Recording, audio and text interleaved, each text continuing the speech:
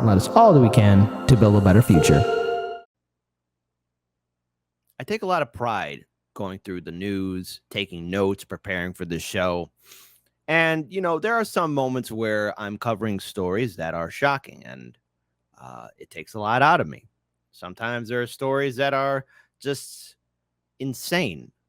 And sometimes I see things that come out of left field and gut check me. And other times I see stories that I have to wonder, what did you just say, sir? Excuse me, sir. Are you channeling your inner Billy Madison? Are you trying to, I don't know, say something, or I guess admit to something that you might have done in the past? I mean, hell, I'm not one to judge. I am not one to judge. And Trump supporters, this one's for you. Trump supporters, this is exactly for you, because I have no idea what this guy was trying to say. So you could use this clip. You can find the link in the show notes. So Trump supporters, this isn't a pro-Trump video, but I got to tell you what this guy said. And the gentleman's name is former Lieutenant Georgia Governor Geoff Duncan. Compared voting for Trump a lot like peeing your pants. And to quote Billy Madison, hey, peeing my pants is the coolest. All right? Everybody my age does it, right? Hey, if you don't believe me that this guy just said voting for Trump is like peeing your pants and it feels good at the time, well, then listen to his words. Trump supporters, this one's for you. In a rare moment here at Harlan's Media, enjoy this one. If you haven't seen this already, then laugh it out, because I can't believe he said that. So here, listen. You think that once in a generation leader is in the race yet? I hope so. There's certainly some that have, Chris Christie's doing his part in taking it right to Donald Trump, and Hurd and others are really trying to be articulate, but we need somebody that's got the whole package, and hopefully one of those are able to step up. But look, they should all be unanimous in rebuking anything Donald Trump has to do and say. He's hijacked our Republican Party. And, this is maybe funny to say, but I was making this analogy last night. Nominating Donald Trump for the Republican Party is a lot like peeing in your pants, right? It's going to feel good for a couple of seconds, but then you wake up and you realize the realities of what you just did. What?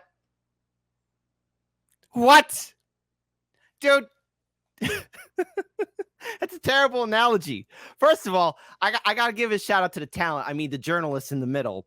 At least she's showing emotion. The other dude, he's like a robot NPC. Hey, ladies on TikTok who do the NPC stuff, these CNN analysis people, these quote unquote talent people, these quote unquote journalists will give you a run for your money, because that's how much of an NPC they are. Now that one in the middle, she's still human. There's still hope for her. But again, here, let's listen to it again one more time. Trump has to do and say. He's hijacked our Republican Party. And, this is maybe funny to say, but I was making this analogy last night. Nominating Donald Trump for the Republican Party is a lot like peeing in your pants, right? It's going to feel good for a couple of seconds, but then you wake up and you realize the realities of what you just did. Now, she knows that's the dumbest thing he ever said, or that's the dumbest thing she's heard all day. But I guess according to him, peeing in your pants is the coolest. So, hey, Trump supporters, go ahead and run with this one.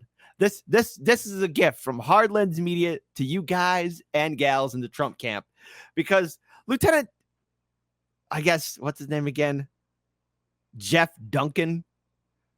When does pee in your pants feel good? I mean, you got to have a weird, sick fetish to, have that kind of mindset. Former Lieutenant Governor, this is from Mediaite, Geoff Duncan compared nominating Donald Trump for presidency is a lot like peeing in your pants, because it's the coolest. Because it feels good for a couple seconds until you wake up and realize what you just did. Oh, my God. Despite legal troubles and possibility of facing 4 criminal indictments in 4 different jurisdictions, Trump currently leads the Republican presidential field according to multiple polls. Moderate young Republicans in the GOP have begun floating names such as Glenn Youngkin and Tim Scott as possible replacements of Trump, who could reach a wider range of voters. Let me tell you something, okay? And this is not an endorsement of Trump, but the whole purpose of this show is to give analysis and commentary of this current election that we'll be running into 2024. Now, it's still 2023 to be clear here, but all recent data and polling is showing Donald Trump in a significant lead. And I've covered this a few months ago. Republican voters want Trump. And unlike Bernie Sanders, Trump maintained his movement. Now, again, the Republican Party and Democratic Party, they're filled with neoliberals. They're filled with war profiteers. They're filled with people who want to serve the top 1%. And I always say this to diehard Democratic voters and diehard Republican voters. Both parties, the DNC and the RNC, do not like you. They don't think about you. They don't respect you. But we have to look at the analysis and the numbers and the polling data, and the evidence is out there. It is for all to see. Despite the legal troubles, Donald Trump has a significant lead over all of his opponents, and I will be surprised if he doesn't win the Republican nomination. And again, what I do find a little interesting, it should be a big red flag for a lot of Republican voters, is that the Republican Party, for the first time ever, is having all the candidates sign a document of loyalty that you will acknowledge who the nominee is and will support them. The Democrats do that. Republican voters, do you want your primary to end up like the Democratic primary, where your vote doesn't even matter at all? Just throwing it out there. Just want to let you know what your party is going to be doing to you. Just, it's a heads up. So yes, so all these people want to get rid of Trump. But if you look at the recent data here, Trump up by 37 percentage points on DeSantis. Nobody else above 3% in the first New York Times Siena poll. Here, Republicans' preferences for the 2024 presidential nominee. Trump, 54% in the lead. DeSantis, 17%. Pence, 3. Scott, 3. Haley, 3. Ramaswamy, I think I said his name wrong, 2. Baron Vladimir Harkonnen, Chris Christie, 2. None of these people, including DeSantis, are appealing. Trump, if he doesn't win the nomination, I will be surprised. Now, I said after the 2020 election, I would be surprised if Trump doesn't throw his hat in the race for the 2024 presidential election cycle. He did. And despite the legal troubles, despite everything going against him, this is a phenomenal lead. Dare I say it, not to be premature in this, but he has it in the bag. So I want to pull up this article, Tier 2, from RT, just to trigger the vote blue no matter who people. Just to trigger them, because obviously the New York Times is behind a paywall, and, screw the New York Times. Trump dominating Republican rivals in a poll. Former U.S. President Donald Trump is leading his closest Republican contender, Florida Governor Ron DeSantis, by 54% to 17%. Again, a wide range of numbers. It's already over. According to the New York Times poll published on Monday, Trump's legal battles have done little to dampen his support among every cohort of GOP voters. And again, while the politicians may not like Trump, the voters, which is the key word here, will have more power and sway. And look, again, controversial statement in 3, 2, 1. The Republican primary is more Democratic than the Democratic primary, because the DNC has already admitted, the Democratic Party has already admitted they're a private institution.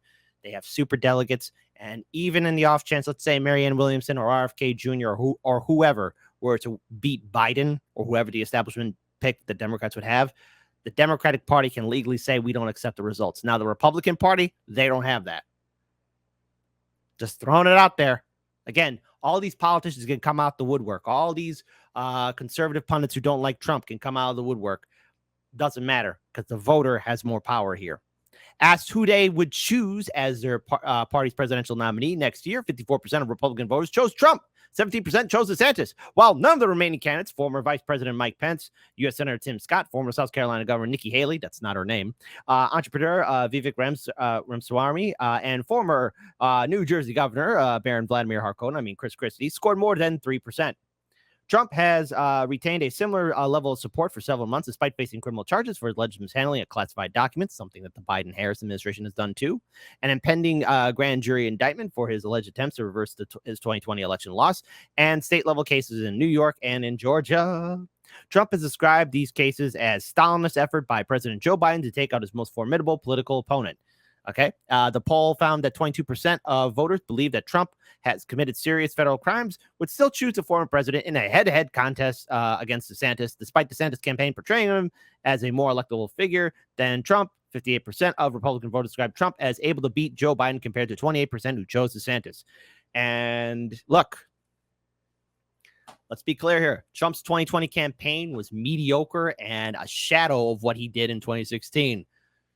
And there's a huge treasure trove of videos and horrible policies that could be used against the Biden-Harris administration should Trump get the nomination. There's a treasure trove of political ammunition, videos, and so much more in which Trump could use. If Trump doesn't go all out like he did in 2016, then he deserves to lose.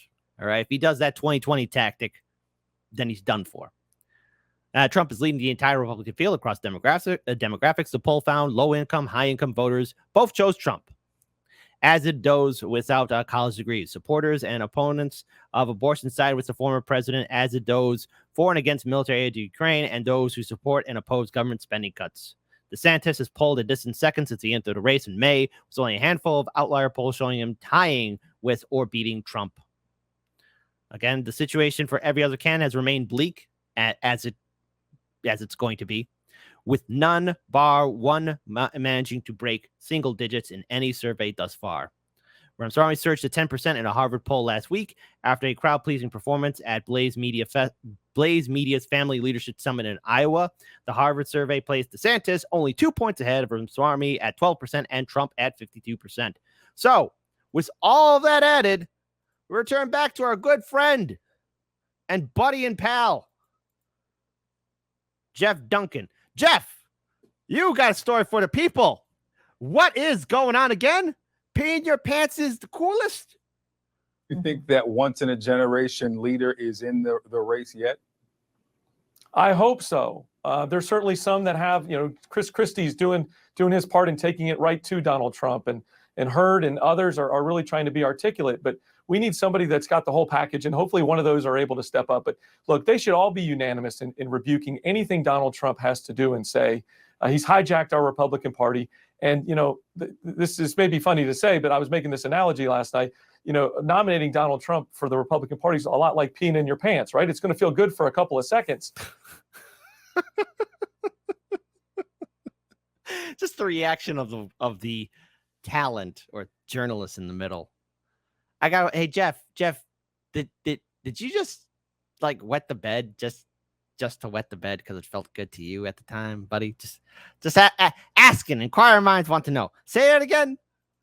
Nominating Donald Trump for the Republican Party is a lot like peeing in your pants, right? It's going to feel good for a couple of seconds, but then you wake up and you realize the realities of what you just did. We're going to get beat in the general because we picked the wrong candidate. We couldn't get out of our own way. That's quite a catchy analogy, Geoff. Yeah. Okay. All right. So I guess, hey, that's according to Geoff. Good old Geoff Duncan. I told all of you that this election cycle was going to be funny, entertaining, crazy, insane, depressing, and everything else. And I asked, I've been praying that this 2020 election cycle deliver, and it has. So, folks, I don't know what other dumb statement's going to come out of these pundits, these former politicians, these hack fraud talent journalists at corporate media, but I got to tell you, grab the popcorn, because we've barely scratched the surface of the madness. And despite, all the vote blue, no matter who people being triggered and probably wetting themselves as well, Trump is in the lead. And in my opinion, he will clinch the nomination despite the legal troubles. It'll be an interesting election cycle. Stay tuned to Hard Lens Media.